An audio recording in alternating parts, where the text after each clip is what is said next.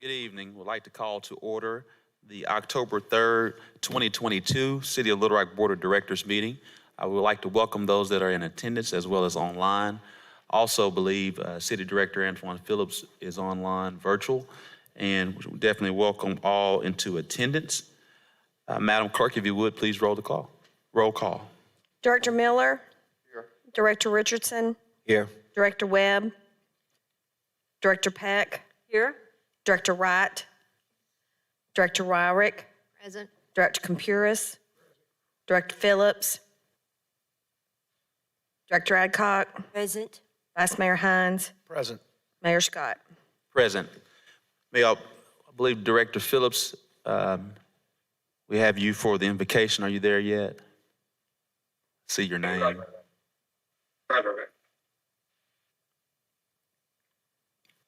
We hear you. We asked for the invocation. Can you hear me? Yes, sir. I'm sorry, Mayor. I was ending a phone call. Can you see me now? Yes, sir. Okay. And I'm ready to lead the invocation. Yes, sir. Please proceed. And in honor of my colleague, Director Peck, I'll try to be, I forget the word, Director Peck. Ecumenical. There you go. That's the word. Thank you. Let us humble ourselves. Let's humble ourselves for a moment. It sounded deleterious to me, Director Phillips. I'm sorry. Let me humble ourselves for a moment. Right now, we're taking time to reflect and understand the responsibilities and obligations that you've given to us as city leadership, that we understand what our responsibility and obligations are to each other and to the city. We just ask for divine guidance from whoever you seek divine guidance from, for us to fulfill our duties to one another and to the city. We also ask for protection for our city staff and our workers, and ask for your providence and peace throughout our city.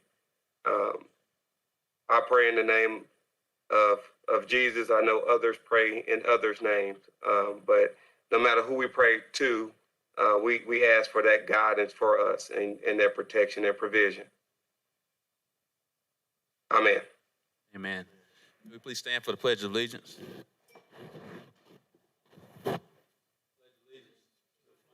To the flag of the United States of America.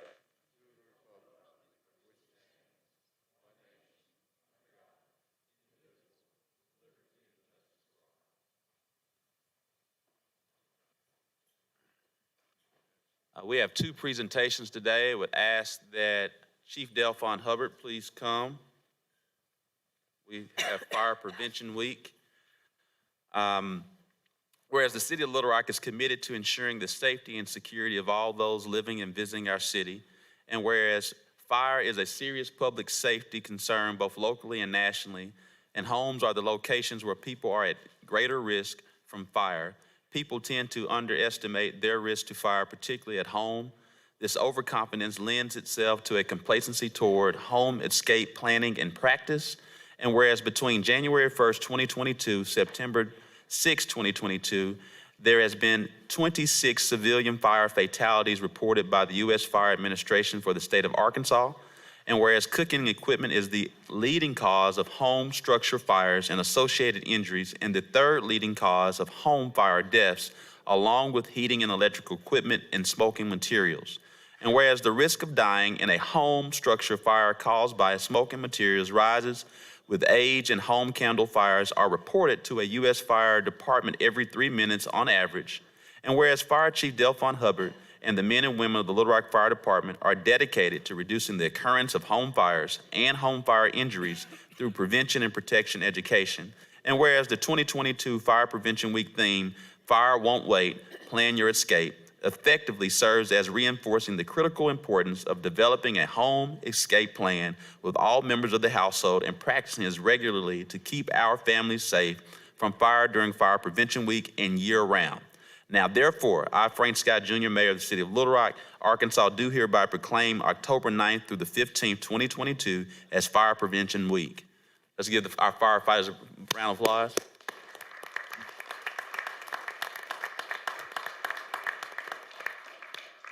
Chief Hubbard.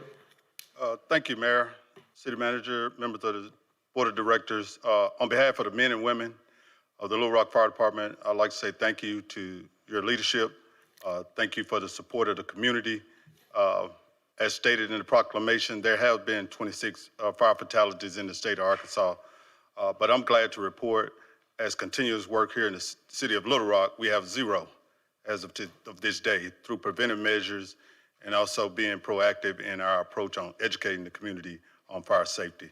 So on behalf of the men and women, again, I say thank you for your continuous support. Thank you so much, Chief Hubbard. Director Richardson, Chief Hubbard. Chief Hubbard. Yes, Chief Hubbard, just real briefly. As I said last week during our budgetary session, I want to thank you for the hard work that you've done and acknowledge publicly that we're fortunate and blessed to have you in this position and the leadership that you bring to our department and to our city. So thank you for you and your work and your leadership. Thank you, sir.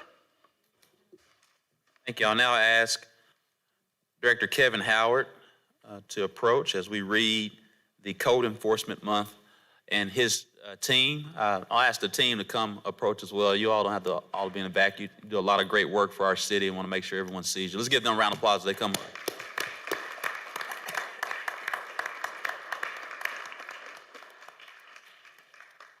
Whereas code enforcement officers provide for the safety and welfare of the residents throughout the United States through the enforcement of local codes or ordinances facing various issues of building, zoning, housing, animal control, environmental health, and life safety. And whereas code enforcement officers often have a challenging and demanding role and often do not receive recognition for the job that they do in improving living and working conditions for residents and businesses of local communities.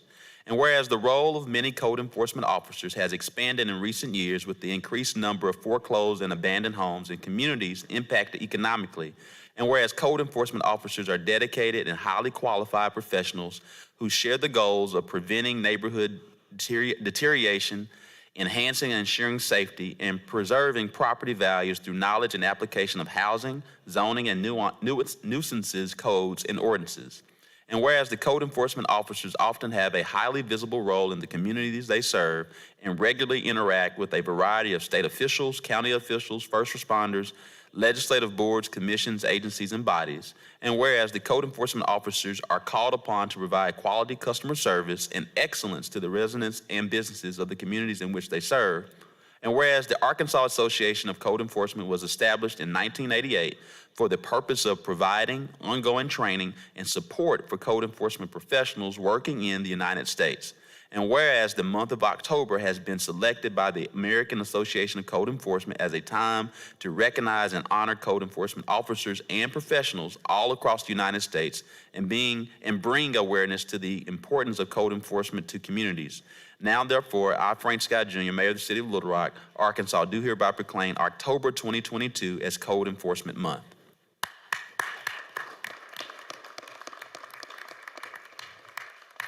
Director Howard. Thank you, Mayor. Good evening, boards, members of the board, city manager.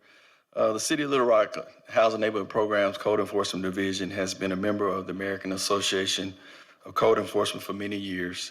We want to recognize and honor these individuals of the division for their hard work in enforcing and bringing awareness to the Little Rock Municipal Code. This position is not easy. These men and women take to the streets each and every day to enforce the Little Rock Municipal Code. We'd like to thank them for their work in this industry because their job is not easy. I will have Brian Contino, Code Enforcement Manager, come up and just introduce some of the senior members and the Code Enforcement Supervisor.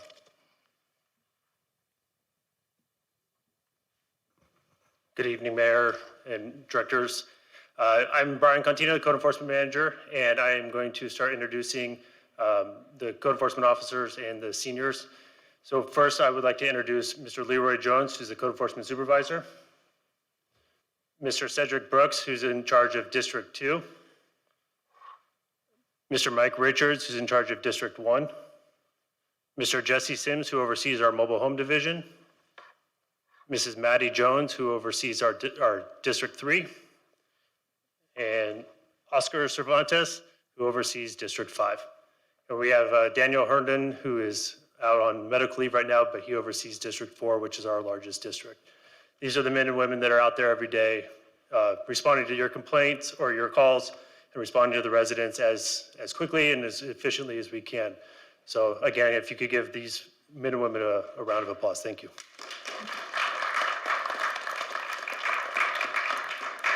And Director Richardson? Yes, Mayor, just to follow up on what you said, I want to reemphasize that we're fortunate and blessed to have Mr. Howard in his position and his leadership. And I'm glad you made them or asked them to come forward because they don't hear the compliments about the wonderful work that they do. And they are doing some real hard work. And most often, all they hear are complaints. So I want to echo what you guys have said about recognizing the work that they do and thanking them for the work that they do. And I'm glad, Mayor, you asked them to come forward so they can be seen because they do really wonderful work. And very rarely do they hear, thank you, great job, good job, keep up the good work from the public and even from us. Speaking realistically, even from us, very rarely do they hear that. So I want to thank you guys for all that you do, and Kevin, your leadership and what you've done and your vision for that department. So, Mayor, thank you for these two proclamations and recognitions, and I think we could have done it at a better time. Thank you. Thank you so much. Thank you all again. We really do appreciate you. So grateful. Madam Clerk, if you will read the consent agenda. The consent agenda consists of a resolution to authorize the city manager to enter into a contract with Quick Base Incorporated an amount not to exceed $55,250.74 plus applicable taxes and fees for the purchase of a business application system for the 911 Emergency Communication Center and for other purposes. A resolution to authorize the city manager to enter into a contract with Gulf State Distributors in an amount not to exceed $69,020.92 plus applicable taxes and fees for the purchase of service weapons for the Little Rock Police Department and for other purposes. A resolution to dedicate certain real property to public use and to provide for the maintenance of said property for use as the Southeast Trail pedestrian and bicycle route and for the purposes. A resolution to extend the Heights Temporary Entertainment District for 4 days on October 20th, 2022, October 23rd, 2022, October 29th, 2022, and January 19th, 2023, and for other purposes. That concludes the consent agenda. Move for the adoption of the consent agenda. Second. There's a motion and second. All those in favor, please say aye. Aye. All those opposed, please say nay. Ayes have it. We'll now transition to citizens' communication.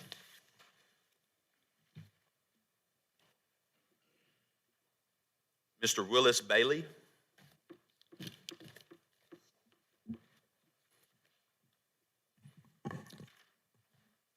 Mr. Willis Bailey. Mayor, I think they're in an overflow room. Okay. Here he comes. Mayor, while we was doing that, can I just want to make sure that the clerk, I didn't get to say present, but I just wanted to make sure I was on the roll. I've got you in. All right, thank you. Yes, Mr. Bailey. Good evening, Mayor Scott and to Bruce and the Board of Directors. Pull your microphone down. Pull your microphone, the mocha. I'm not talking loud enough? Okay. Something was brought to my attention that happened with our city attorney in the midst of a lady, well, in the midst of two ladies. Unfortunately, one of them was black. And it seems that, we know we're struggling, we got come a long ways, but we got a long ways to go. But it seems that men think it's always appropriate to make jokes about blacks to blacks. And there's no repercussion for what they do. But if it had been reversed, we know that there would have been action taken by, number one, HR. But reality also tells us that we know that 99.9% of the decision made in this world is made by whites. So why is it so hard to struggle? Why are we struggling so? She did the appropriate thing, she reported. Nothing was done. They decided no action needed to be taken. It was brought to the board. And I don't know whether y'all voted on it or not, but we know that the board is more white than black. So why is it that they can, if you're in a position and you are a male, especially a white male, you can do it and say anything that you want to say. It shouldn't be that way. As black men, or black period, our voices doesn't mean anything. If you said something and we don't say nothing, it's all right. If we speak out, then we are radical.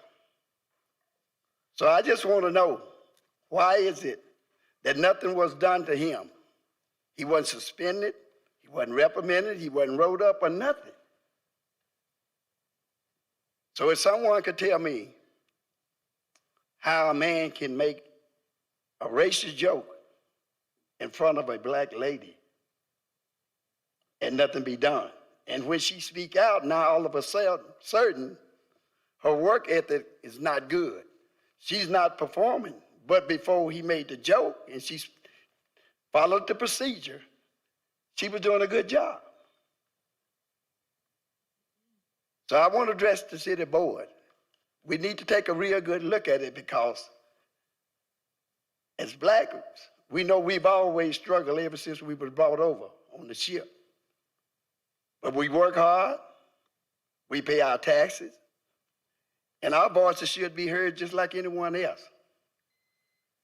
So to you, Mayor, and Bruce, I think we need to take a hard look at how things are being done.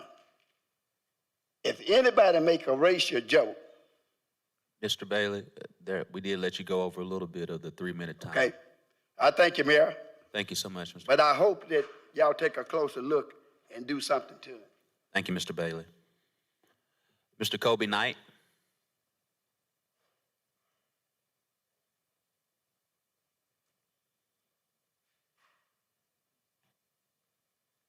How y'all doing this evening?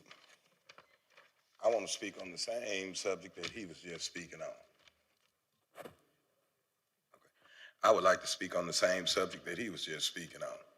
And let's just not go with racial slurs. Let's just be what it is. The N-word was used specifically.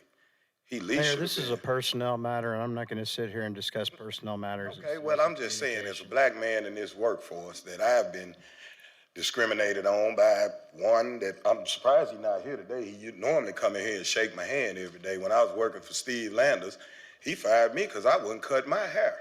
So, I mean, it's just going to keep going, but y'all probably would like for him to be mayor, too. I mean, you want to just sweep it under the rug, Director? I mean, are we in the 50s or are we in the 20s? There's action that needs to be taken for that. I'm done.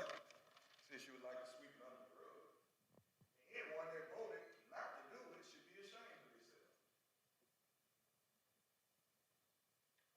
Thank you, Mr. Knight. Mr. Neil Seeley.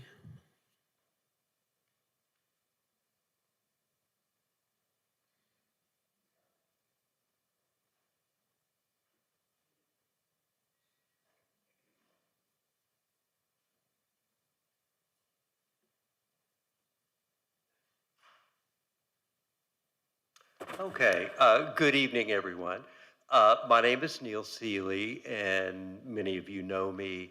And you know that I've been working very hard to win renters' rights and to get a better living for people living in rental property, better conditions here in the city of Little Rock and across the state.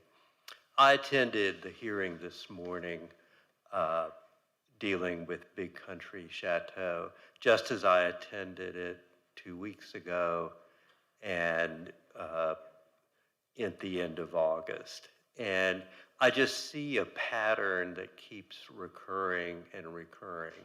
I worked with Big Country tenants in 2019 when the gas was off. And at every hearing, it kept being pushed up another month. And this went on for 4 months, started in the late fall and was finally turned on in January. What's happening here is there are a lot of out-of-state owners who buy up property in Southwest Little Rock, in the Colonel Glenn area, and other parts south of 630.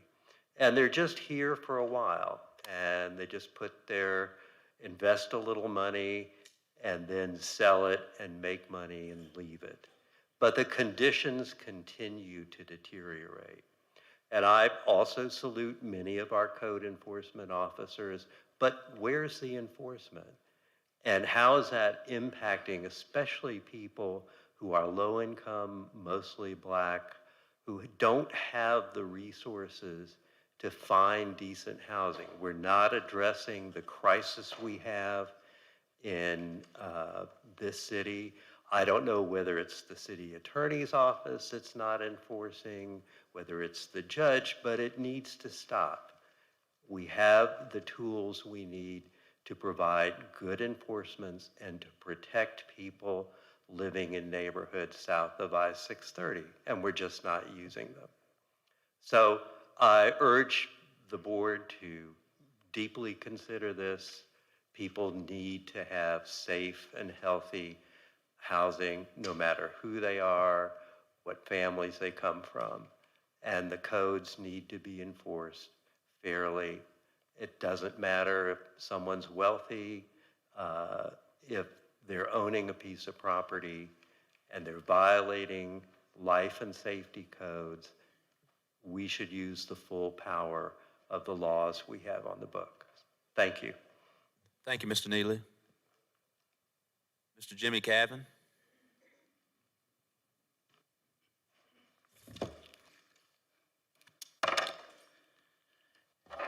Tonight I could talk about Lit Fest, I could talk about Think Rubik's, I could talk about DWIs, I could talk about credit card charges, I could talk about security details and more, but I will not.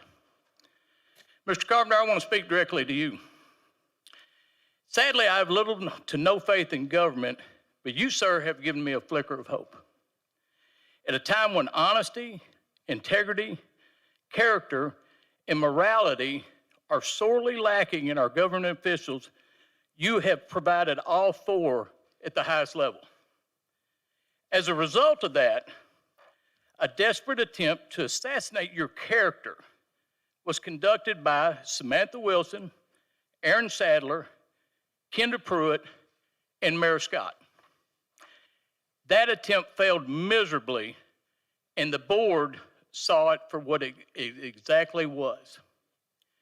You could have spoke out publicly about this attempt, but you didn't. You let your actions speak for themselves, and speak they did. So tonight, I want to say thank you, sir. Thank you for giving me the flicker of hope.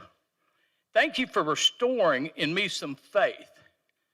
Thank you for giving more inspiration to do what I do, and I'm sure it also provides inspiration to other average citizens, such as Code Red, Mariah Cobb, Tim Hewitt, Luke Scrabble, and more. You are truly a public servant. To you, sir, I say, well done, sir. Well done indeed.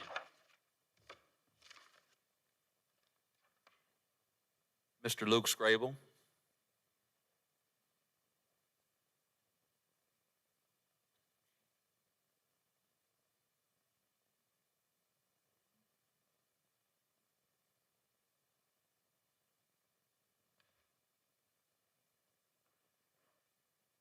Good evening. Thank you for allowing me the privilege to exercise my First Amendment rights. On August the 7th, Mr. Cavan posted a post on Facebook. The next day, the mayor took offense at it, saying he was getting picked on. He had a quote here: "We will not stand by idly while lies and false narratives are created by politically charged effort to turn back the clock against the progress we're making.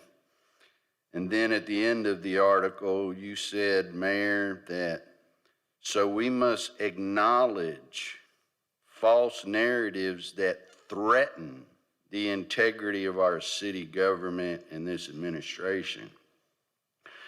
Now, you came out to my neighborhood on the 12th of this last month for the mayor forum, and you boasted very heartedly about the violent crime rates were down. But murder rates are up, and the robberies are up, and especially in Southwest Little Rock. Last week, I didn't get to the statistics. The vice mayor said, come on back, so I did. In 2019, the murder rate in Little Rock was 43. 2020, it was 55. That's a 22% increase. 21, 65. That's another 15% increase. Currently, right now, we're having 6.5 murders a month. We've got 60 or 61. The Little Rock statistics weren't up today. If this continues on with the 6.5 over the next 3 months, that's going to be 19 more murders added to 60.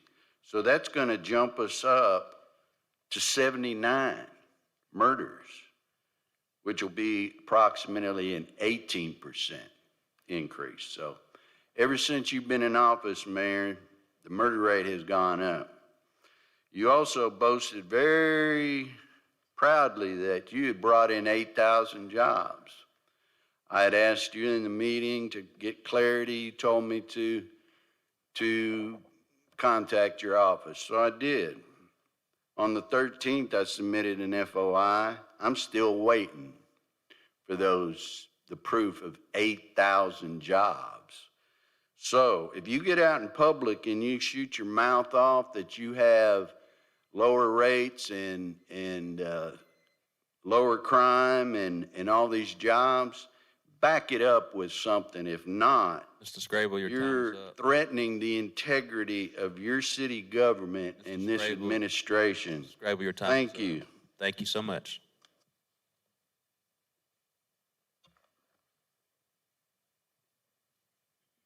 Marion Humphrey Sr.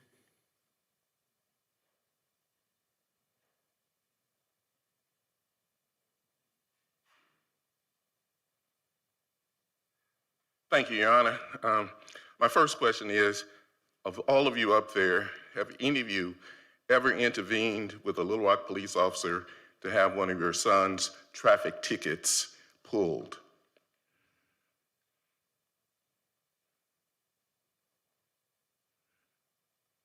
Don't everybody speak at once. All right. Mayor Scott, you've been a great mayor for this city. And I regret that Bruce Moore sent out that letter today withdrawing the contract that had been approved by Tom Carpenter and himself for Think Rubik's. Many of us were looking forward to Lit Fest. It's something to highlight our city, for people to have a good time. And I think we need that. The other thing is, Samantha Wilson has more character than most of you up here have, because you will not stand up. She took a stand for what's right. And as for murders in this city, I was the judge when Steve Dvorak did Gang Banging in Little Rock, a documentary. And as for murders, they go back to when Cain killed Abel. Is Mayor Scott responsible for that? Is Mayor Scott responsible for the fact that there was a white man who went in a hospital in North Little Rock and killed another white man? Is Mayor Scott responsible for the fact that Judge Van Smith's wife was killed by his son recently? And Little Rock police had an opportunity to talk to that boy after Judge Smith died. Kathy Smith wanted the Little Rock police to ask him, did he have anything to do with Judge Smith's death? I was in a courtroom, and there was a woman, white woman, who had killed her daddy and attempted to kill her mother. The case is in Judge Wendell Griffin's court right now. Let's really deal with crime. Crime's up all over the place. Violent crime, not just here in Little Rock. And you need to get serious about it. That's why I hate that you didn't give money to a youth intervention program for kids in this community. And you didn't give money to the South End. What's wrong with giving money to the black people who live in South End? You know better than that. And I really do hate, Bruce, that you wrote that letter withdrawing that contract after you participated in it and Tom Carpenter participated in it. And as for Steve Landers, you and your sons evicted Master Anderson and his kids from that property on University. Thank you. We'll now move to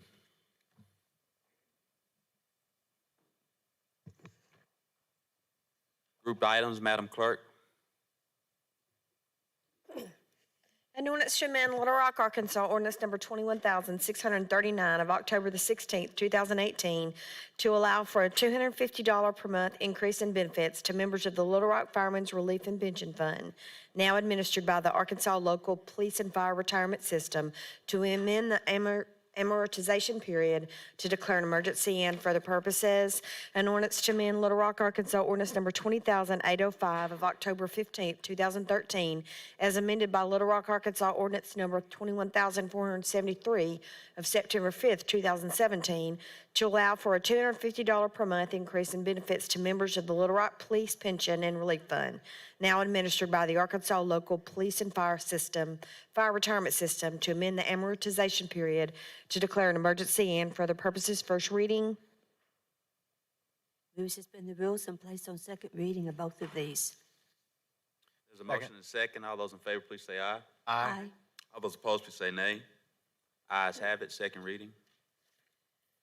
An ordinance to amend Little Rock, Arkansas, ordinance number 21,639, to allow for a $250 per month increase in benefits to members of the Little Rock Firemen's Relief and Pension Fund, now administered by the Arkansas Local Police and Fire Retirement System, to amend the amortization period to declare an emergency.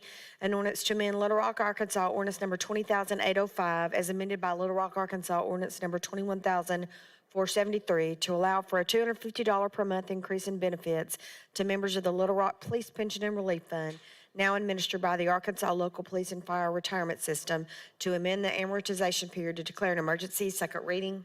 Move to suspend the rules and place on third and final reading. Mr. Moore. I believe with Director Richardson out of the room, he would have been the eighth vote to suspend the rules. I think you only had 7 after your first reading, including Director Phillips. So I think you have to do a little do-over on the suspension of the rules. Is there a second? Antoine. I counted him, I think. 1, 2, 3. There's a motion and a second for Vice Mayor Hines. Is that? Motion is second on the, place it on. All those in favor, please say aye. Aye. All those opposed, please say nay. Ayes have it. Is that for the second reading, Bruce? Yes. Okay, thank you. Sorry about that. We'll now go to the third reading. Did we have a vote on taking it to third reading? I missed that with the, Is there a motion for no, third? Ally says we did not. Is there a motion? We've got the motion in a second. I just need the vote. All those in favor, please say aye. Aye. All those opposed, please say nay. Ayes have it. Third reading. An ordinance to amend Little Rock, Arkansas, ordinance number 21,639, to allow for a $250 per month increase in benefits to members of the Little Rock Firemen's Relief and Pension Fund, now administered by the Arkansas Local Police and Fire Retirement System, to amend the amortization period to declare an emergency. An ordinance to amend Little Rock, Arkansas, ordinance number 20,805, as amended by Little Rock, Arkansas, ordinance number 21,473, to allow for a $250 per month increase in benefits to members of the Little Rock Police Pension and Relief Fund, now administered by the Arkansas Local Police and Fire Retirement System, to amend the amortization period to declare an emergency. Third and final reading. Now have 3 readings. Any questions from the board? Any questions from the board? Any questions from the board? All those in favor, please say aye. Aye. All those opposed, please say nay. Ayes have it. Madam Clerk, if you would, You read got item. emergency clauses on both of them. We have 2 emergency clauses. Is there, all those in favor, please say aye. Aye. All those opposed, please say nay. Ayes have it. Madam Clerk, if you would, please read item number 7. An ordinance to approve a plan zone development, establish a planned residential development titled The Villas at Autumn Road PRD, located at 400 to 412 Autumn Road, Little Rock, Arkansas, amending the official zoning map of the city of Little Rock, Arkansas, and for the purposes, first reading. Move we suspend the rules and place on second reading. There's a motion and a Second. second. All those in favor, please say aye. Aye. All those opposed, please say nay. Ayes have it. Second reading. An ordinance to approve a plan zoning development, establish a planned residential development titled The Villas at Autumn Road PRD, located at 400 to 412 Autumn Road, second reading. Move we suspend the rules and place on third and final reading. Second. There's a motion and a second. All those in favor, please say aye. Aye. All those opposed, please say nay. Ayes have it. Third reading.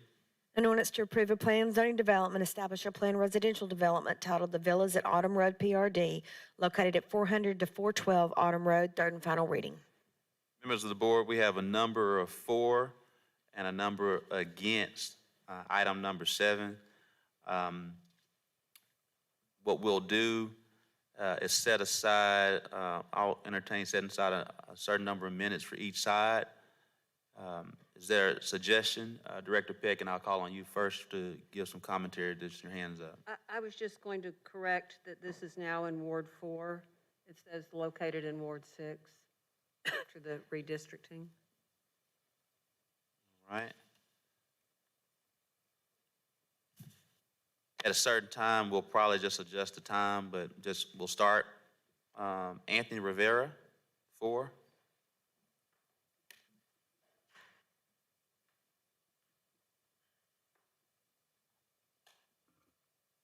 Good evening. My name is Anthony Rivera. I work with Coldwell Banker RPM Group. Knowing firsthand how the market is and the housing shortage that we do have, as it was stated at the prior meeting, buyers need houses. This is a great opportunity for Little Rock to have houses for these buyers.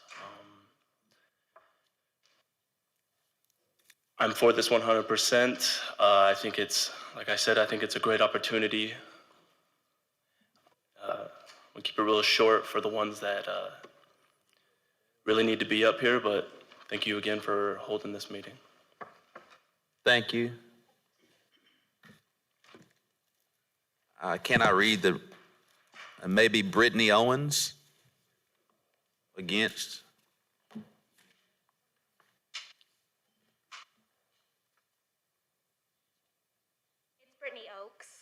Sorry about that, I apologize. No, it's all right. I just wanted to quickly say that I am very much in favor of, dense urban housing. We do need more housing. However, I don't think it's a great idea to get rid of so much green space to do it. We already have a flooding issue in our neighborhood. It is a small neighborhood full of children, and we don't have sidewalks, and we cannot absorb 120 more cars. Like, I just don't know how we can do that safely. And I think there are other places that we could put really dense housing and not in a neighborhood where we're already surrounded by all the commercial stuff. We need that green space. We need it for the groundwater to go into. We need it for animals, for the birds, for the pollution, for the sound pollution. We need that green space. And even if it did become some sort of smaller office building, those cars wouldn't be there in the evening hours when our kids are playing after school.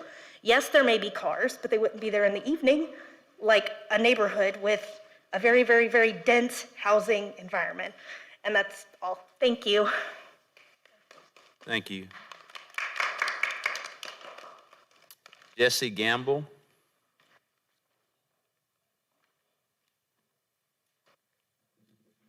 Four. Hello, I'm Jesse Gamble. I'm one of the property owners of the property. Raised my family there, built a house in 78. It was my grandparents moved out there in 1950. I've actually been raised there since 1955. The development they're proposing for is actually be some improvements for the area. We're the last rural piece of property on Autumn Road. They're proposing to finish the street, improve the drainage. We're on septic tanks. That's going to go away. There's going to be a major improvement for the area. And it's really minimum compared to the changes I've been through since 1955. Thank you. Thank you. We'll now go to Minnie Harper against.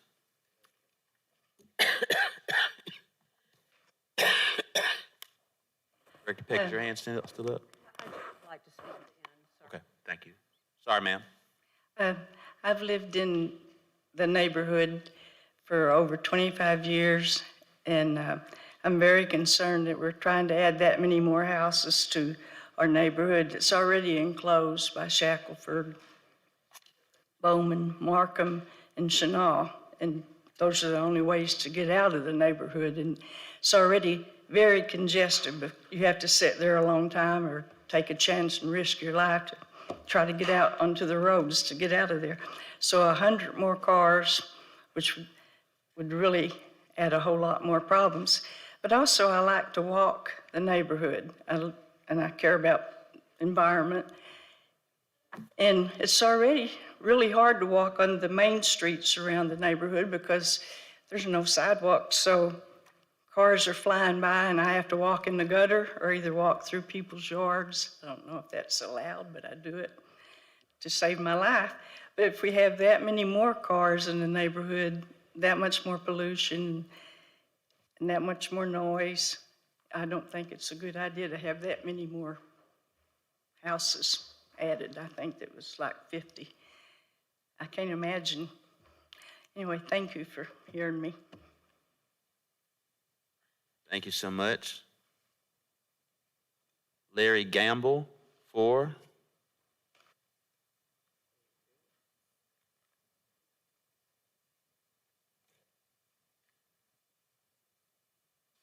Good evening, Mayor, Directors. I appreciate you allowing me to speak here this evening. I live at 400 Autumn Road. It was the first house I lived in, and I moved in 1957. Seen the territory out there, neighborhood, and all that changed. Seen it before Birchwood was ever existed. Very much for this plan. It will beautify the neighborhood. It will cause houses in that neighborhood to increase in value. It's a good plan for development, and I would like to see this happen. Thank you very much for your time, sirs, ma'ams. Thank you so much. Margaret Fleshman, and I apologize if I'm saying it incorrectly.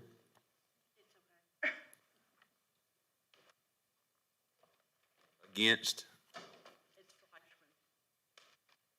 Yes, ma'am.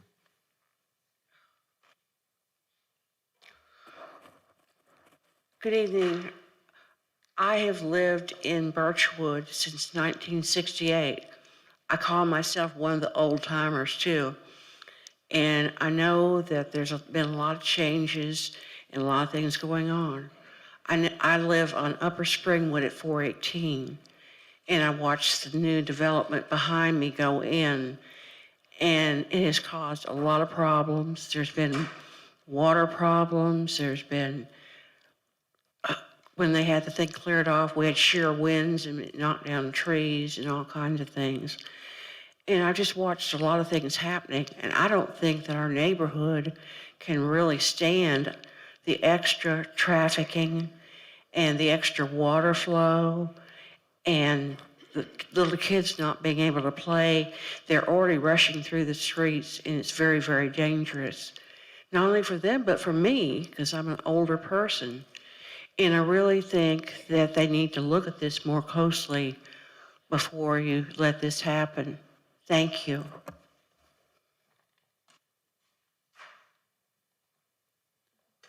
Dana Kellerman.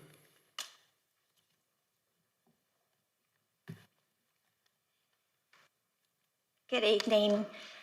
Thank you for allowing me to speak. I'm Dana Pounders Kellerman. I've been a resident here of Arkansas, grew up in Southwest Little Rock.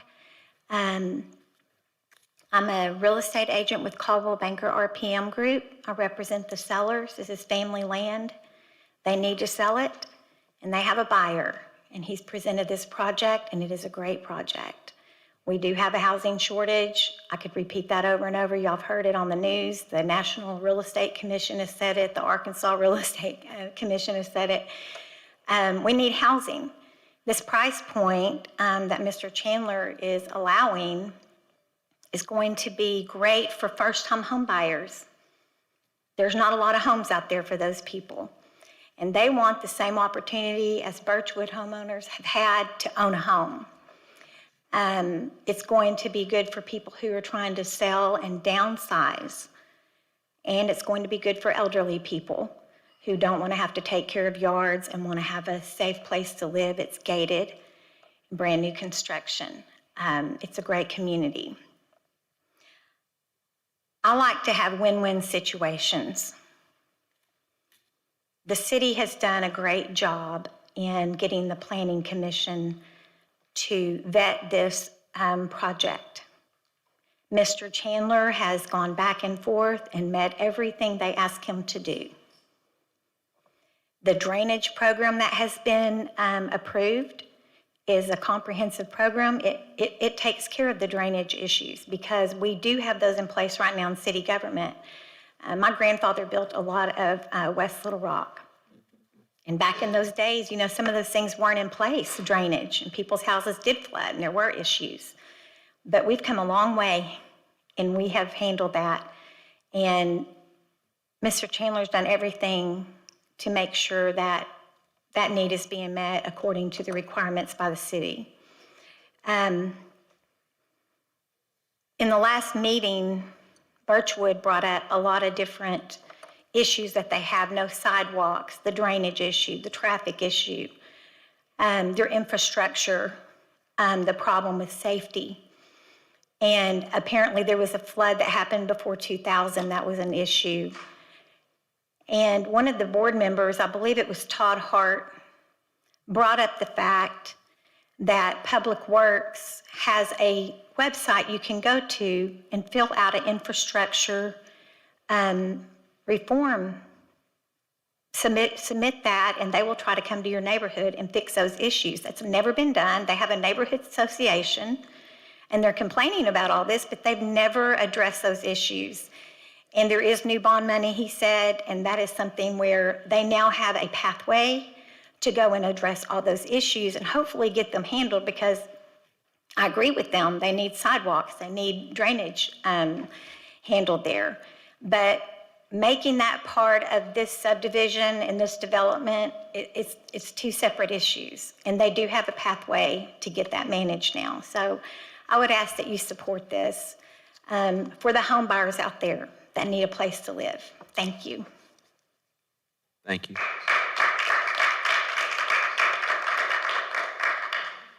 Robert Howe against.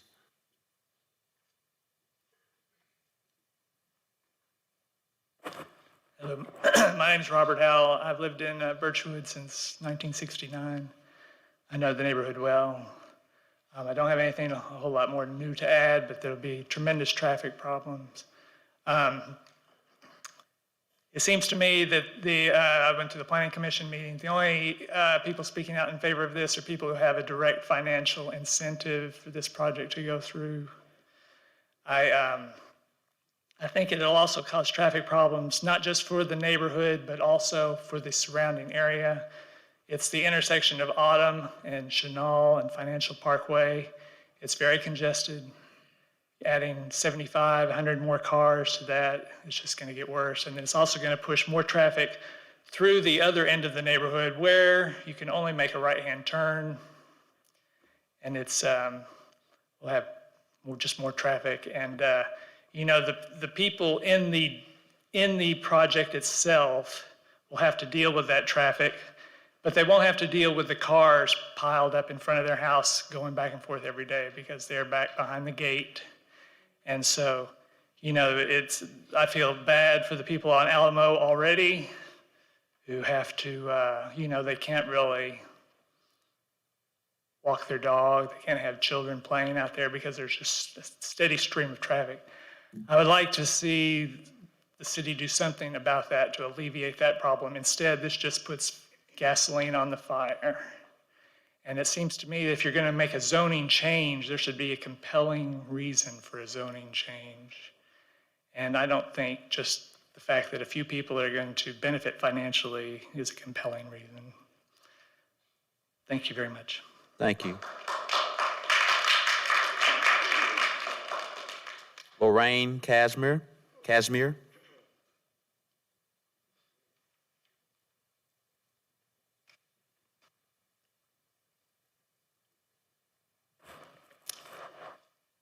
Good afternoon. I don't have too much to say, but all I got to say that you really don't need to put no apartments in that neighborhood. For number one, you put a medical marijuana place right there in the back. We got traffic going there. People's coming through the neighborhood trying to make it from medical marijuana. Now you finna build apartments. The neighborhood is really not built for no apartments. It's really not. It's all about everybody trying to make a dollar. That's what it boiled down to. And they throwing apartments everywhere. Everywhere. If it ain't apartments, it's medical marijuana. Everywhere. So think about that, and thank you.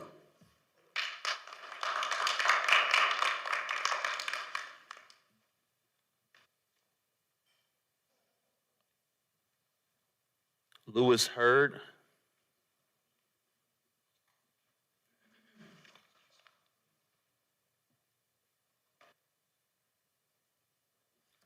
To Mayor Scott, City Directors. My name is Lewis Hurd, and I'm a resident, and my wife, a resident of this neighborhood for 38 years.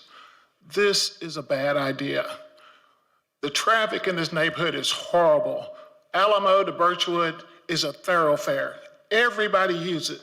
Almost everybody, all the city directors, I guarantee you, almost all of y'all use this street as a thoroughfare to take a shortcut from Markham to over Chenal.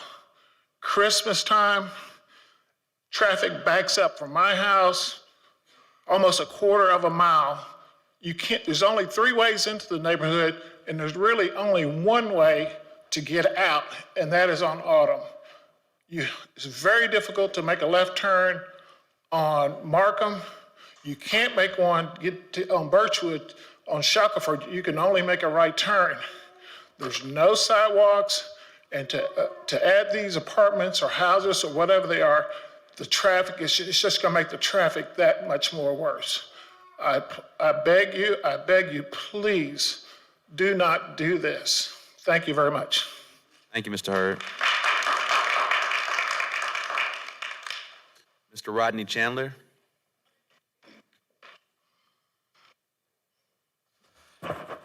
Good evening, Mr. Mayor, City Directors. Appreciate the opportunity to come for you this evening.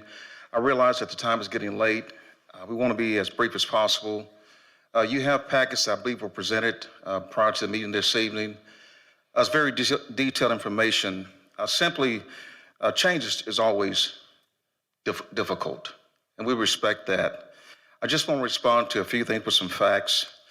It was stated that these are apartments. That is incorrect and not true. These are attached single-family patio homes. This development is not a new concept. The fact of the matter is, in West Little Rock, you have 2 developments, Chenal Valley Villas, the villas at Chenal, which are located adjacent to the Fallstone development, where you have houses that range from $600,000 to $1 million. Canis Road, you have Taylor Park. You have attached single-family patio homes that's less than a half mile from Woodlands Edge subdivision. When you go further out to the Ranch West, you have Ranch West Villas. It's the same concept. The only difference is we're bringing this concept to a neighborhood that happens to be surrounded by commercial development. To the west, you have Whole Foods, you have Best Buy. To the south, you have East Porter. You have retail. To the east, you have a 24-hour modern storage facility. This concept was conceived and carefully thought about. We recognize the neighbors and their passion, and we said, what is the best use to complement this neighborhood? And we said, housing, single-family detached housing, 2 bedrooms, 2 baths, 1 and 2 garages, a rear yard so children and pets can go play and build memories. Driveways. Architecturally, we designed to be homes. The next thing is, we talk about having a green space. That was stated by one of the oppositions. If you want a green space, buy the property. It's been for sale for 5 years. And every time that the sellers have a buyer that wants to buy the property, it's met with opposition. So I asked Miss, with me 1 second, make sure I get her name correct. Ms. Keefe. Ms. Keefe is now the president of the Birchwood Association. For 2.5 months, I emailed the association and got no response. I called 4 times and got no return phone calls. Ms. Keefe informed me on last Saturday that reluctantly she accepted the position to be the president of the Birchwood Association because no one else wanted to do it. Ms. Keefe informed me that what she wants to see is a nursing home. I understand that, but a nursing home is going to bring traffic. It's going to be a 24-hour operation. Ms. Keefe also informed me that she was a chaplain, and I respect her vocation. We all have a vocation. We're all looking for things that we can do to build a better community. Here's the next thing I want to talk about. Jonathan Hope, with Hope Consulting and Engineering, is going to speak about the water, about the traffic. We're going to give you all facts. In the package you have, it was told to us that Birchwood is a very tight and very controlled neighborhood. So we went and did a survey, and we did some observations. In the back of your packet, you have examples of what we've discovered. We saw vehicles such as RVs parked in the front yard. We saw homes for lease with the grass being 1.5 feet tall. We saw trash at the curb of homes. We saw debris in the front of houses. But this has been stated that this is a very police and tightly controlled association. If the association is so well policed and controlled, where's the integrity of maintaining what's already there? The Villas at Autumn Road is self-maintained. All the lawns we maintain by the POA. The gated community is to protect the integrity of not just what's in the development, but what's surrounding it as well. And finally, we have met every request by city staff.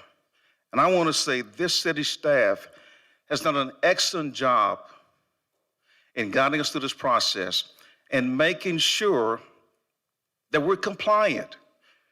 We have not asked for any exceptions.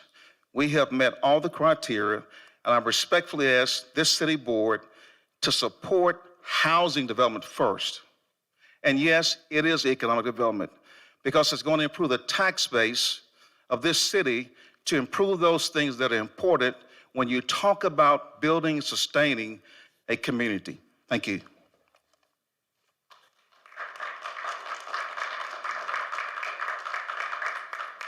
Sherry Parker.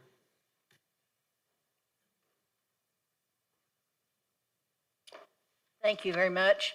I am totally against this. I don't know why you need 51 houses and I don't know the size of the houses, I don't know the price of the houses, and I don't know why you need a gated community inside a residential area already. There's plenty of gated communities for 55 and older out on Rawling Road already. They're building them hand over fist. And we've got a single-family homes building everywhere, just like the just like on Canis Road patio homes. They're wonderful. I'd have bought one if they'd had one built when I first moved here in 2004, but they didn't have any. But I live on Alamo, and the traffic is horrendous. I can't hardly get out of my driveway because of the cars going back and forth. That is a definite cut through between Markham and Alamo and Autumn Road. And not only that, Autumn Road will have to be expanded because it's so narrow, and there's a big ditch on the right-hand side. So when you put 51 more homes in there, you're going to fall in the ditch, and it's going to be terrible. So with that gym there, and the storage facility there, and Barnes and Noble there, and the restaurants, and the vapor place and all the other things there, it's just, we do not need that. They can put it somewhere else. I don't see the money for them is wonderful, and I know we need housing, but we don't need it there. Not 51 of them in the first place. Thank you. Thank you. Jonathan Hope. Good evening, Jonathan Hope with Hope Consulting. This project is located south of this Birchwood subdivision. We're also located just east of Whole Foods, Best Buy, a 7.8 acre parcel with 300 parking spaces. We're just north of the large fitness facility and office facility with almost 200 parking spots. It was mentioned that we're just west and north of the modern storage facility that's open 24/7. We understand that this development is going to bring more traffic, and all development typically does. Mr. Chandler's worked hard with us, our firm, to design a project that suits this location. He actually reached out to residents and had multiple meetings, 2 meetings with residents over the course of the last few months to get their input, to answer questions, and offered a 3rd meeting recently. What I would like to do is discuss the concerns that were brought up at Planning Commission and tonight. The 2 concerns and comments that continue to get brought up are traffic and drainage. And we have worked with the city to follow the Little Rock Stormwater Drainage Manual and to go above and beyond that. We have completed all of our construction drawings, the street plans, the detention pond design, the hydraulic drainage analysis. All of that has been submitted to the city. All of that has been reviewed to staff's satisfaction. Everything has been followed. And it was mentioned in the previous meeting by Commissioner Vickers. He asked the residents if they had their own drainage study or had hired an outside party to review their concerns, and they had not. We have done the work, and we have gone above the standards required by the city. And staff, again, has sent this to you guys for approval, with their approval. The other concern and comment is traffic. So Autumn Road is a collector street. So its purpose is to bring traffic from local streets to arterial streets.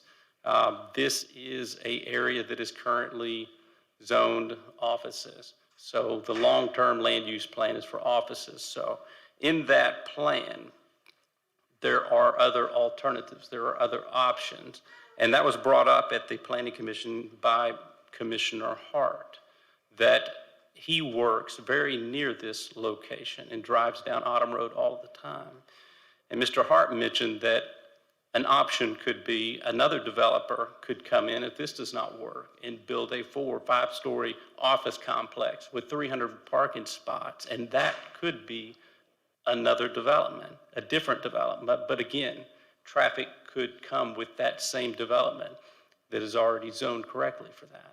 So We feel that this transitional residential development works great in this location. With all of the commercial, the offices that are near to us on the west, south, east, this is an opportunity to create that transition from office commercial to the residential neighborhoods. The traffic will come with any development, and we are doing half-street improvements. So the concerns with respect to sidewalks, we are going to be building a sidewalk on Autumn Road. We are going to be widening Autumn Road. And we just feel like this is the right project. And the opposition is obviously very organized. They're very strong against this, but I think it's not an opposition against this project. I think it's this property. You know, I think whatever the project that is brought is going to be met with opposition. And we have done everything in requirements that the city has asked, and we come asking for your approval. Thank you.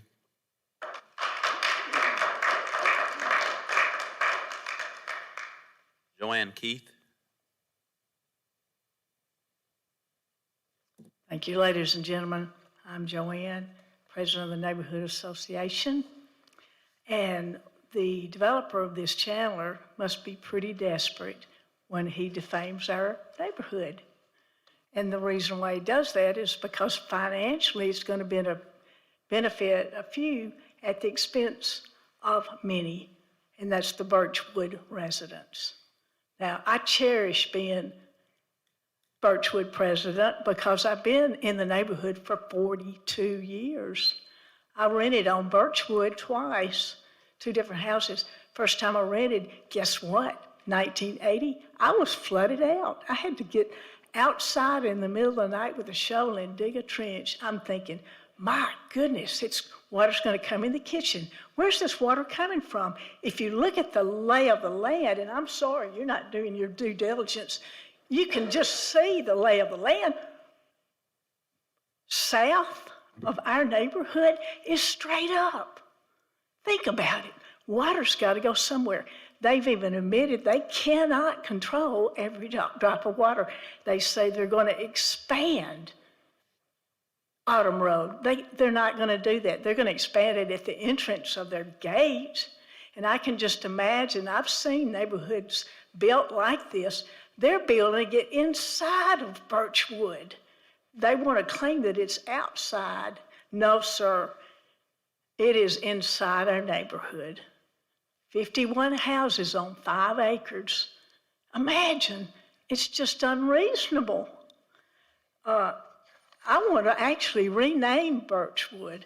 I want to name it French Drainwood. We're not in Paris. We're in West Little Rock, where we are boxed in. They even admit that we're boxed in on every corner. We have nowhere to go. We gave up our sidewalks to get the bigger streets because we knew that West Little Rock was going to grow. We don't need sidewalks. What we need is no more flooding. Let's forget about traffic for one moment. Let's focus on Autumn Road. Have you been down Autumn Road? It's a 2-lane narrow road. They're not going to expand it. The only way they're going to expand it is to build a sidewalk. The only way they're going to expand it is to expand it at their entrance gate. When they have that gate, I can just see the bottleneck go all the way up to Trader Joe's. If I didn't live in the neighborhood, sir, I wouldn't shop at Trader Joe's because you can't get in and out. It's dangerous. But it's the flooding. Forget about the traffic. Just concentrate on Autumn Road. It floods. When we have 2 to 3 inches, it floods. It floods already. This is an aging septic tank. Our neighborhood is old. We can't do that. When they build those retention ponds, that water's going to flood right over Autumn Road. You're going to have to maintain those retention ponds after they leave, after they get their money. So it's the wrong project at the wrong location. This project needs to go out Ronning Road. It needs to go way far out where there's more room. We don't have enough room for this big project. It's too big. It's a giant boot print that's going to go right on top of our neighborhood. And it's going to ruin our neighborhood. It's going to destroy the integrity of our neighborhood. Think about that. We don't have a housing shortage. And Lorraine is right. This is going to be apartments. And when the cannabis, recreational drugs, when that bill passes, our insurance rates are going to go up. We're going to have more traffic accidents. But let's just focus on flooding. It's going to destroy our neighborhood.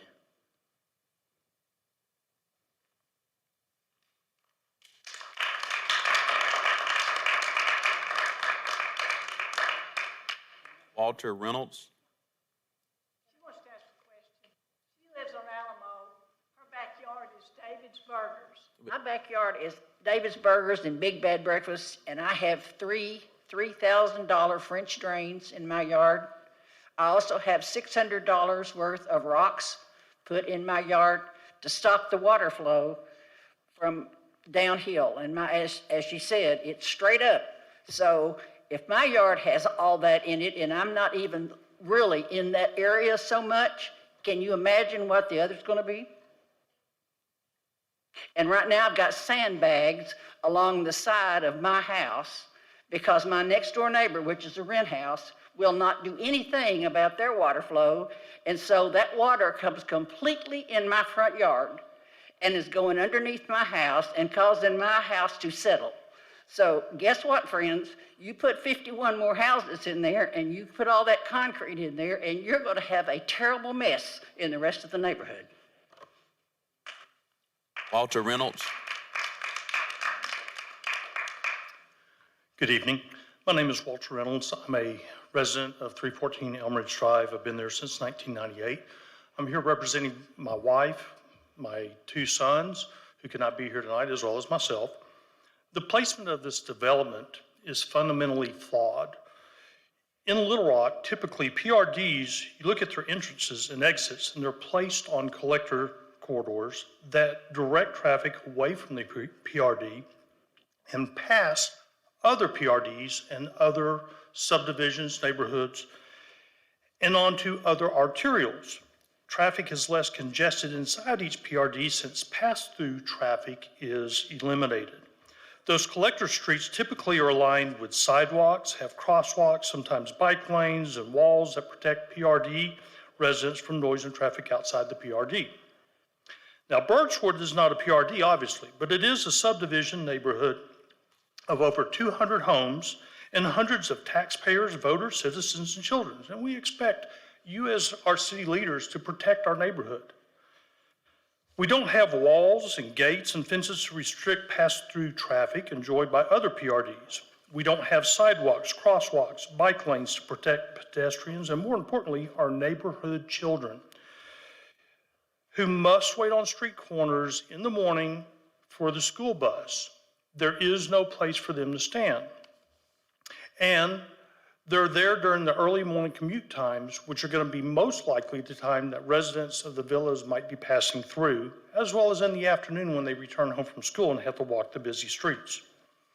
Now, residents and guests of the villas at Autumn Road seeking speedier routes through our Birchwood neighborhood would inject several hundred more daily vehicle passages directly into our neighborhood onto Birchwood Drive and Alamo, past our front yards, where our children and pedestrians will face greater risk of accident. Again, the placement of this development is fundamentally flawed. It's wrong.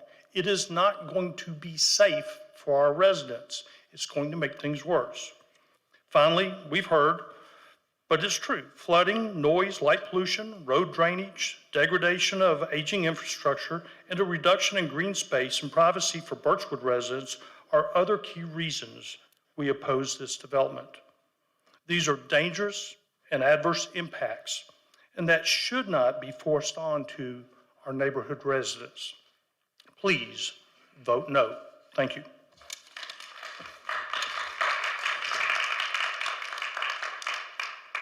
Thank you so much. Our final, no, ma'am, we got to stay in. No, ma'am, we got to stay in order. Our final card is James Chaston.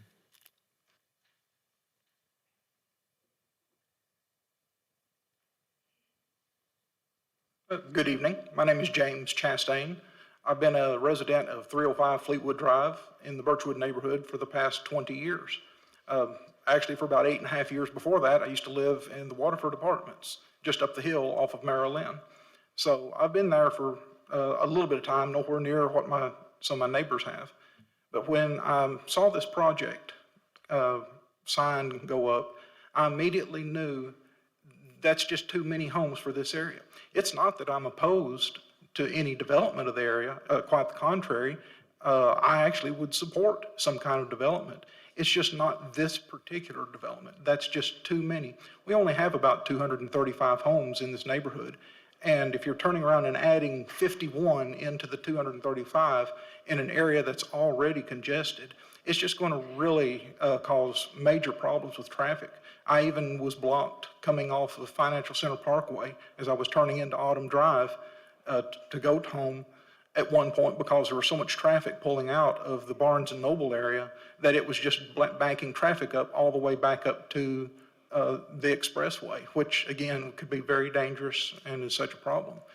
And then of course, as I started getting more involved in this project, I noticed that a lot of my neighbors were expressing some of the same sentiments that I was, that there's a host of other issues, just the loss of the green space, the 5 acres worth of sponge pulling the water off. I used to work in construction, so I understand the concept of drainage and water runoff. Also, I have worked in nursing homes before. If something like a nursing home actually went in, it would actually be a benefit to the area because like I've worked in those nursing homes. So I understand a lot of the concepts, but again, it's not just that any project that you throw up there is going to be opposed. It's just not the right project at this point in time. So if, again, I have no animosity toward any of the developers. I have no animosity toward the Gambles or any of the folks that live there. In fact, I consider them my neighbors and my friends. That's why I pick up litter in the neighborhood and I pick up litter in front of their house just as like I would anyone else's, simply because I appreciate the people. And I can't tell you how proud I am of these folks here that are in support of the same issue that we are, that's just too many. But if they could bring something forward that would be less arduous on us, then I certainly wouldn't be opposed to development. But let's just make it the right development. Thank you.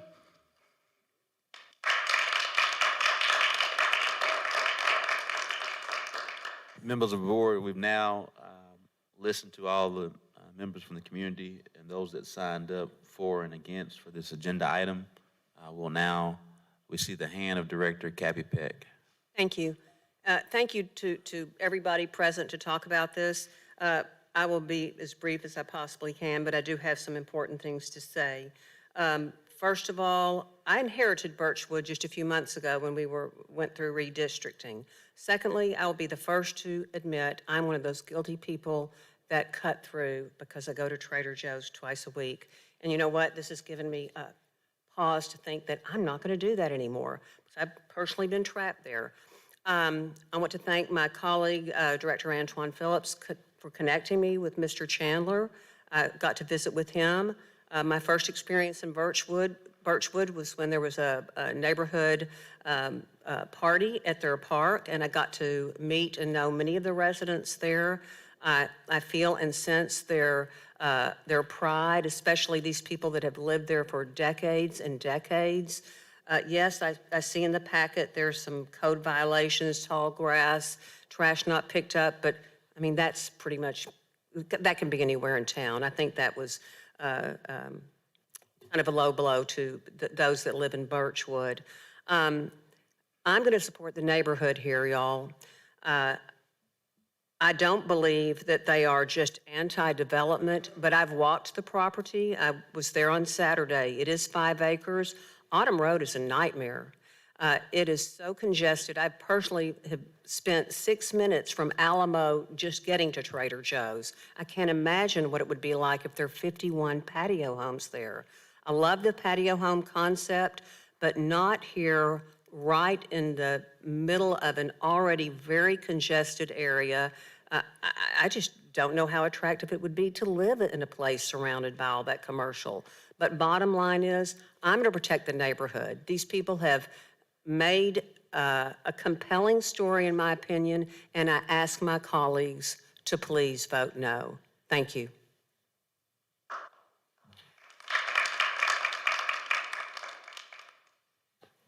Director Wyrick? Is Mr. Collins here tonight? I believe so. Oh. Director Collins? If someone will go get Director Collins from the overflow room, please. Sure he's out there.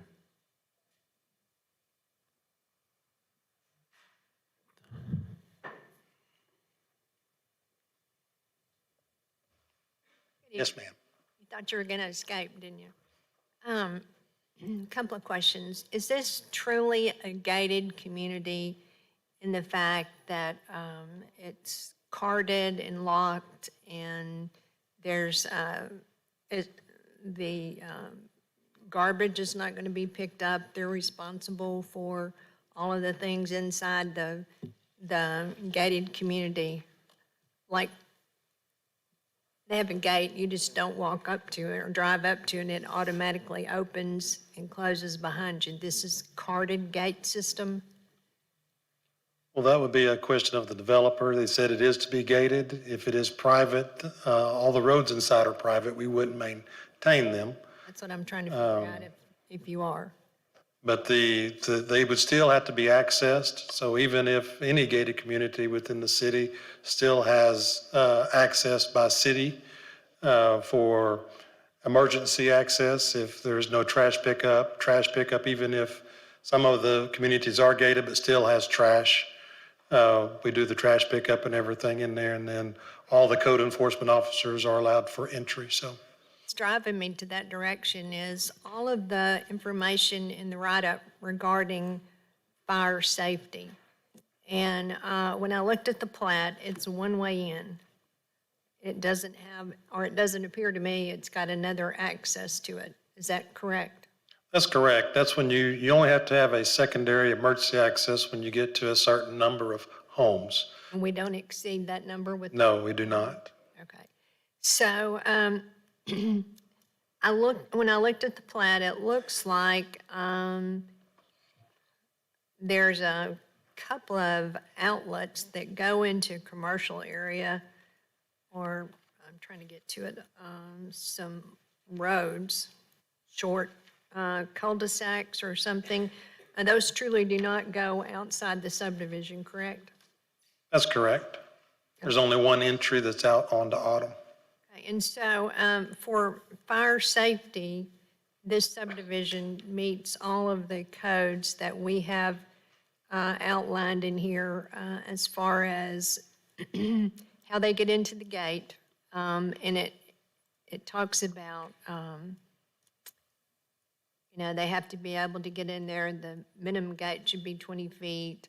And then it goes on to talk about how they access it. So maybe that is a question for the developer. But that was the concern to me. It looked like we had one way in, and did we have enough room for the garbage trucks to come in and do their thing? And then if there's a fire, then the police department or emergency situation, then the fire department has access. I understand, and they typically, whatever is needed for a fire apparatus, the garbage truck can access and utilize the same turnarounds, and they did meet the requirements for that, the minimum requirements. If we could bring up the sketch, I can show just an area where you can kind of see where they met it, where some of their fire hydrants are located at. The roadway has expanded and widened out to 29 feet. That's provide the width so that when a fire apparatus pulls up, they can connect to the fire hydrant. So at those locations, the road needs to be wider. Is it the green locations you're talking about? Yeah, if you look at the common location, if we could zoom in, there's an area of road widening right in, to the south of that or to the bottom of the screen. It widened out to 29 feet back to back of curb, and that gets that extra widening for what is needed right there at that fire hydrant. Okay. So they did meet the minimum requirements for the fire access. When it went into all the detail about they have to have access, you can't have locks without keys, then that's the reason why I ask if it truly is a gated community or is it one of those gates, I forgot the term for it, where you can just drive up to them and they open up? Yeah, that was not proposed for this development. The gate would be for emergency, when we come in, like the fire or the police or code officers, then the gates would be opened. It's, the key to entry. But I do understand what you're talking about, kind of like what Otter Creek has, where they just open up. All I can think of is perpetual, and I know that's not the right term. But they look like gates, they look like they're secure, but when you drive up, they open up. Then when you go through them, they close. So you don't know if that's that kind of gate here or not. No, it just shows to be gated. It's a gated community. We would say that it is one that's not, automatic open. I don't see anything in here in regards Yeah. to the solid waste pickup. Is that something that normally we put in our write-ups? Well, when it is a private roadway, depends on whether we can go down them or not. If we can't access them, then they have to pick it up with a private company to do so. Okay, all right, that was my questions. Thank you.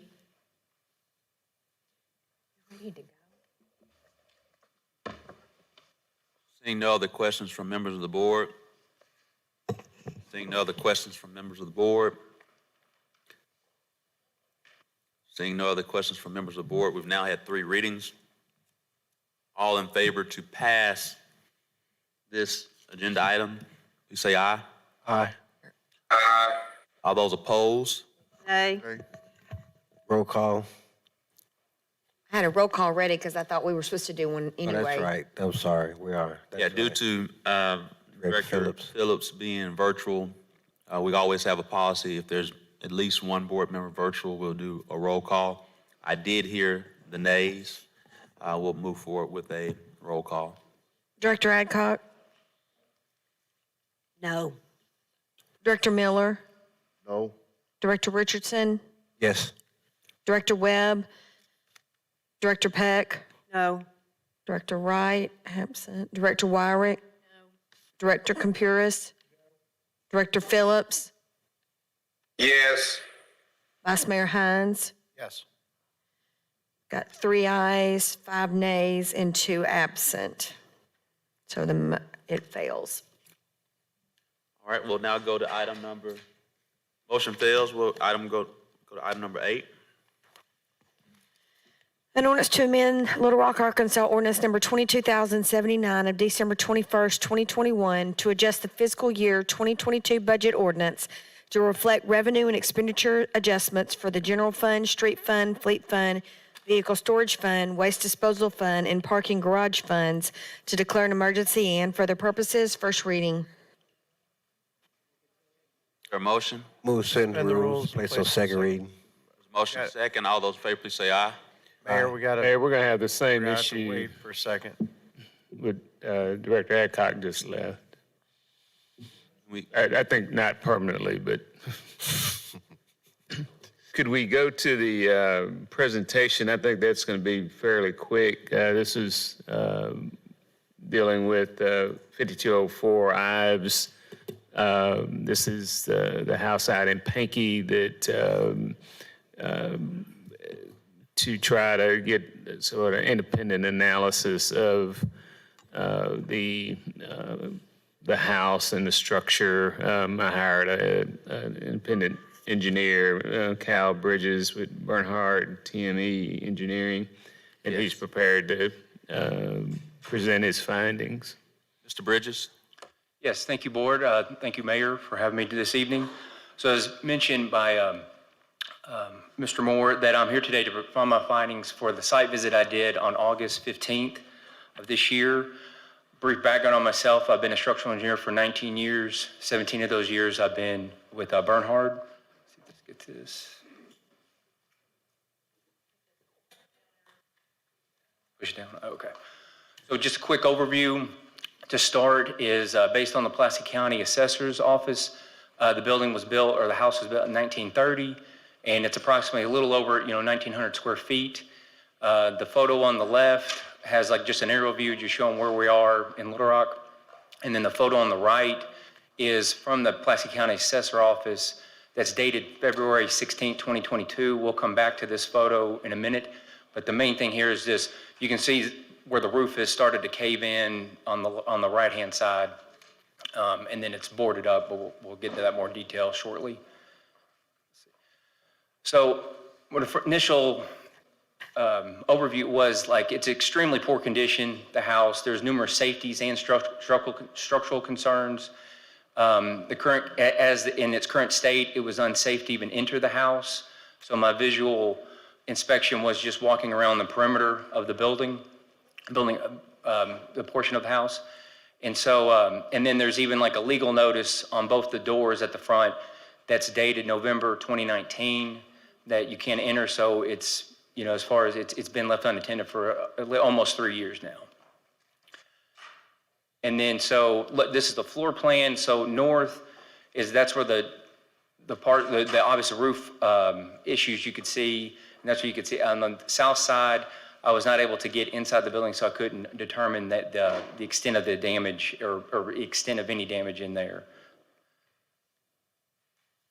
Now going back to the pictures from before, so February 16th is on the right, and then my photo that I took on August 15th there is on the left, and you can see just under 6 months how much more deterioration has occurred, where the roof is completely caved in on the north side of the house.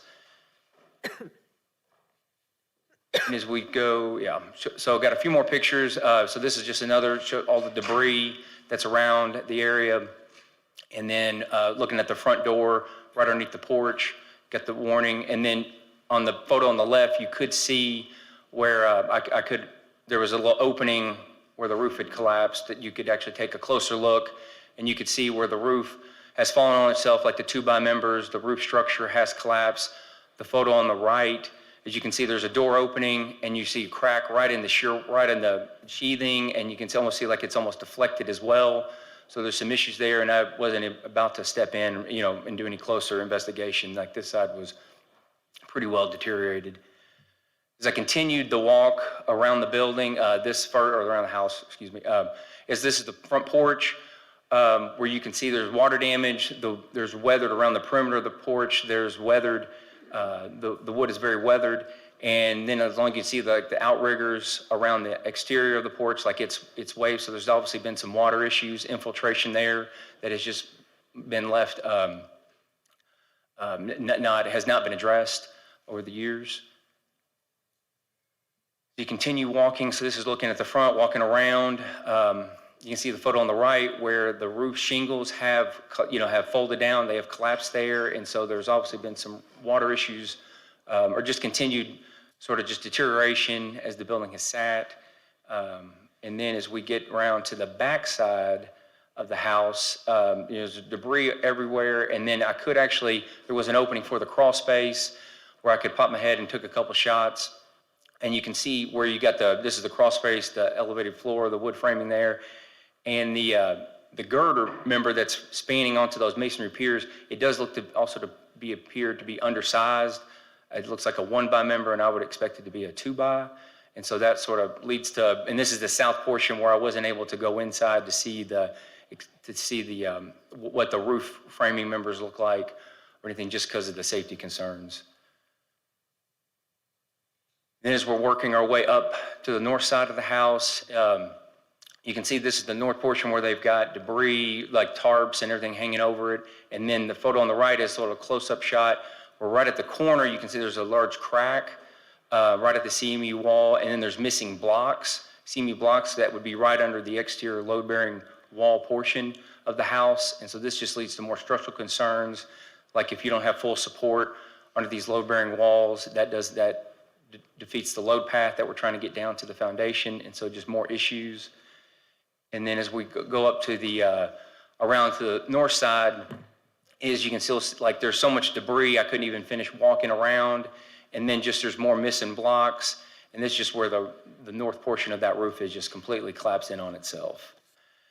And so with all those photos doing the walkthrough, you know, the house is structurally compromised in its current state. It's been left unattended for for almost 3 years now, and it presents major safety concerns. So based on all these factors, Bernhard, we recommend that the entire house should be demolished and taken care of. Thank you for your time, and open up to if there are any questions.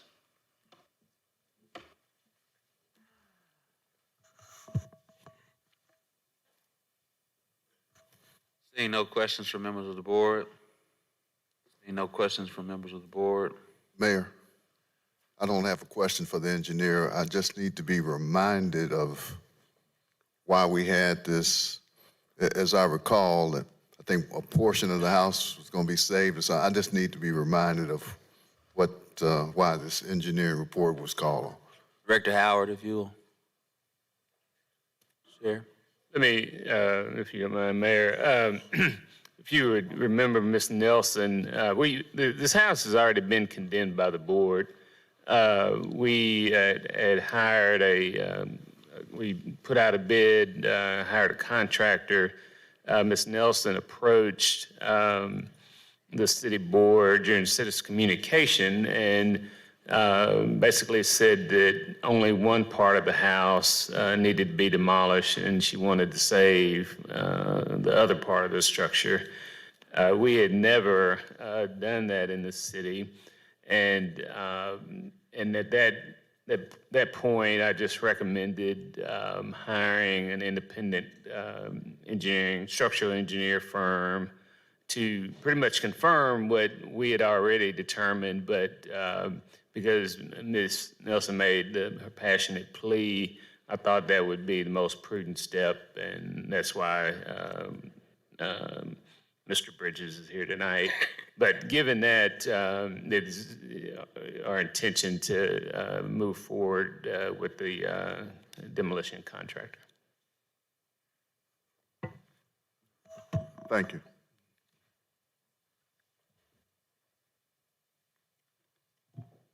All right. We'll now go back to item number 8. Mayor, move to suspend the rules and place on second reading. Second.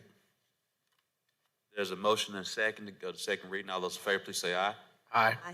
All those opposed, please say nay. Ayes have it, third reading. An ordinance to amend Little Rock, Arkansas ordinance number 22,079 to adjust the fiscal year 2022 budget ordinance to reflect revenue and expenditure adjustments for the general fund, street fund, fleet fund, vehicle storage fund, waste disposal fund, and parking garage funds to declare an emergency. Second reading. Move to suspend the rules and place on third and final reading. Second. There's a motion and a second. All those in favor, please say aye. Aye. All those opposed, please say nay. Ayes have it, third reading. An ordinance to amend Little Rock, Arkansas ordinance number 22,079 to adjust the fiscal year 2022 budget ordinance to reflect the revenue and expenditure adjustments for the general fund, street fund, fleet funds, vehicle storage fund, waste disposal fund, and parking garage funds to declare an emergency. Third and final reading. We've now had 3 readings. And place on third and final reading. That was third and final reading. We've now had 3 readings. All those in favor, please say aye. Aye. All those opposed, please say nay. Got a roll call. No? Okay. Ayes have it. There's an emergency clause, Mayor. All those in favor of the emergency clause, please say aye. Aye. All those opposed, please say nay. Ayes have it. Is there a motion to go into executive session? So move. Motion and a second. Second. All in favor, please say aye. Aye. All opposed, please say nay. We'll now go into executive session. All those who are not a part of executive session, please exit.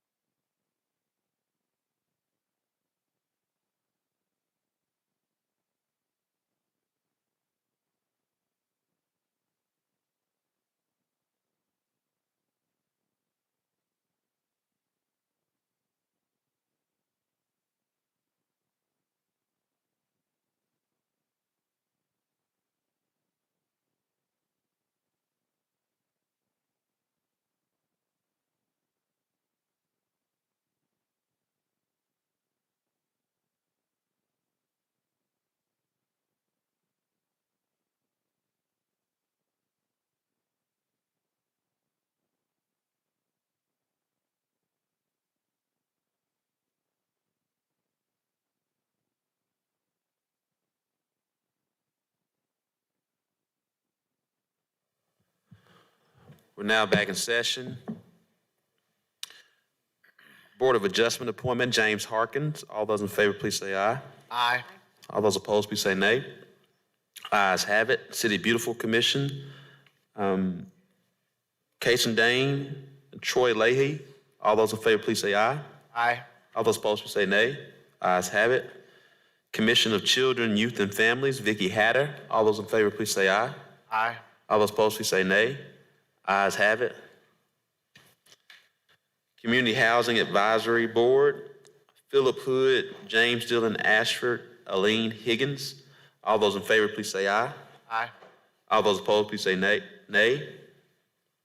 Ayes have it. Little Rock Parks and Recreation Commission, Ben France. All those in favor, please say aye. Aye. All those opposed, please say nay. Ayes have it. Is there a motion to adjourn? There's a motion second. All those in favor, please say aye. Aye. Ayes have it.